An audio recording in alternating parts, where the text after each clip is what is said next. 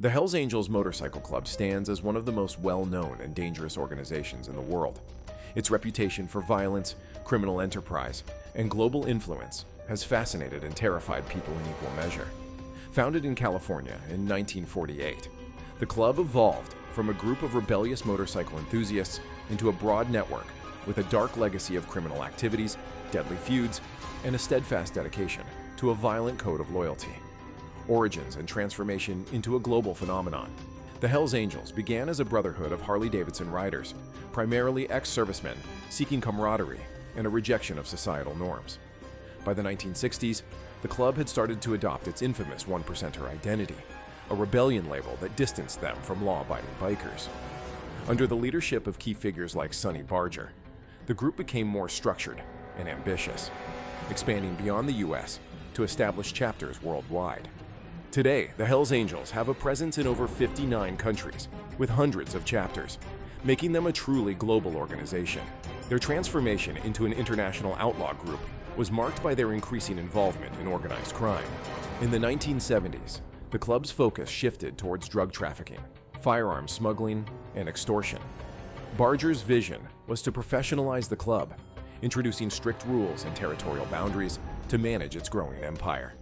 Each chapter became a self-sufficient organization with geographic dominance, enabling the group to operate efficiently and evade law enforcement scrutiny.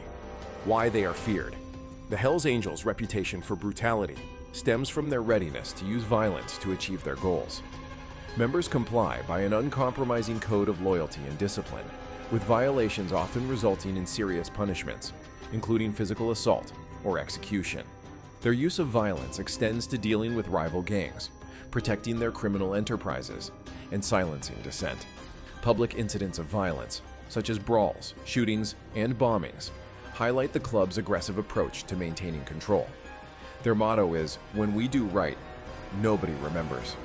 When we do wrong, nobody forgets," encapsulating the duality of their image as both charitable rebels and ruthless enforcers. The criminal web of the Hells Angels. A deep dive. The Hells Angels Motorcycle Club has earned its infamous reputation not only for its violent methods, but also for the wide variety of crimes it commits across the globe. Each criminal activity serves as a pillar of their financial and territorial dominance, allowing the club to maintain its fearsome presence. Drug trafficking. Drug trafficking stands as the most profitable operation for the Hells Angels.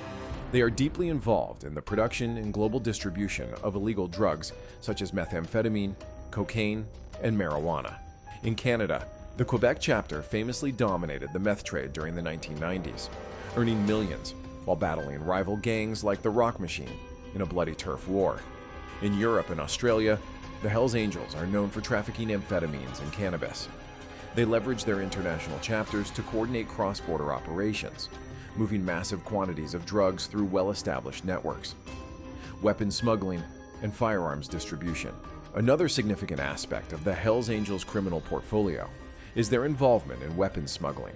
The club has trafficked firearms ranging from handguns to military-grade assault rifles, and even explosives like grenades. These weapons serve dual purposes, arming their members for gang wars and generating additional income through illegal sales. Their arsenal has been used in countless violent confrontations, including high-profile shootouts with rival gangs. Extortion. Extortion forms a fundamental component of the Hells Angels' operations, particularly within the territories they control. Businesses are often forced into paying for protection under the threat of violence or property destruction. This tactic creates a steady income stream while making sure that local economies remain under their influence. Victims of extortion rarely come forward, intimidated by the Hells Angels' brutal reputation. Money laundering. To legitimize their illegally obtained gains, the Hells Angels utilize sophisticated money laundering techniques. Legal businesses, such as motorcycle repair shops, tattoo parlors, and bars, are often fronts for laundering money. These operations not only obscure the origins of their wealth, but also provide legitimate seeming bases for their activities, making it harder for law enforcement to dismantle their networks. Murder and violence. The Hells Angels are no strangers to murder, using it as a tool to enforce discipline within the club and eliminate rivals. Their history is littered with murder-for-hire schemes and targeted assassinations. During the infamous Quebec Biker War, Over 160 people lost their lives, including innocent civilians caught in the crossfire. Violence is not a last resort for the Hells Angels. It is often their first choice in resolving disputes. Prostitution and human trafficking. In Europe, Australia, and parts of North America, the Hells Angels have been linked to running prostitution rings. They exploit vulnerable individuals, using intimidation and violence to maintain control over sex workers. Reports indicate that these operations are highly organized, generating significant revenue, while further establishing their influence in local criminal markets. Theft and organized robbery. Theft, particularly of motorcycles, is another area of Hells Angels activity. Stolen Harley-Davidsons and other valuable bikes are often trafficked or used by members.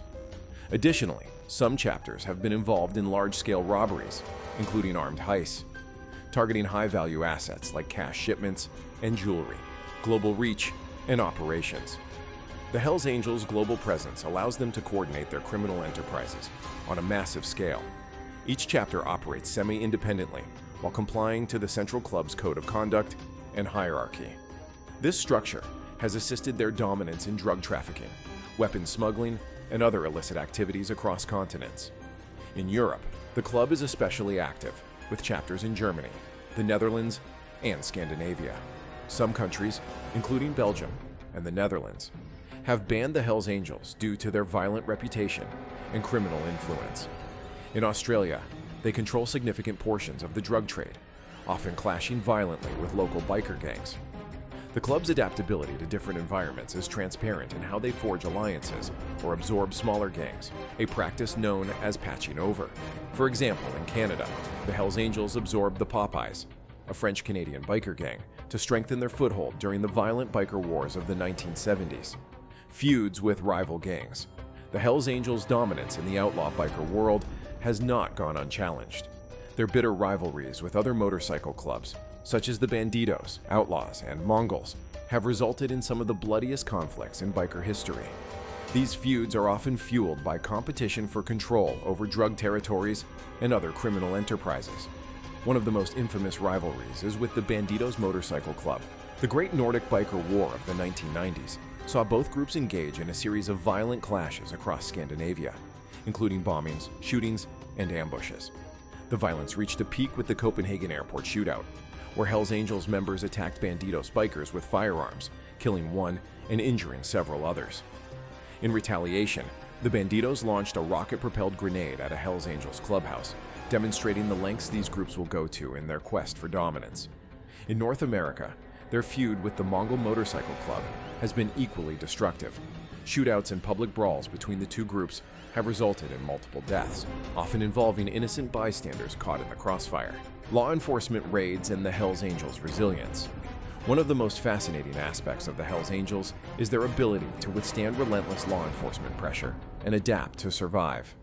Over the decades, police agencies around the world have conducted numerous raids on their clubhouses, seizing illegal weapons, drugs, and cash. These raids are often highly publicized, aiming to dismantle their operations and weaken their influence. However, the Hells Angels have shown remarkable resilience in the face of such crackdowns. A key reason for their survival lies in their decentralized structure. Each chapter operates semi-independently, meaning the downfall of one doesn't necessarily impact others. Additionally, their extensive legal battles to protect their symbols and properties demonstrate their strategic approach to safeguarding the club's identity. They have even sued cities and law enforcement agencies for believed overreach, earning settlements that strengthen their financial standing.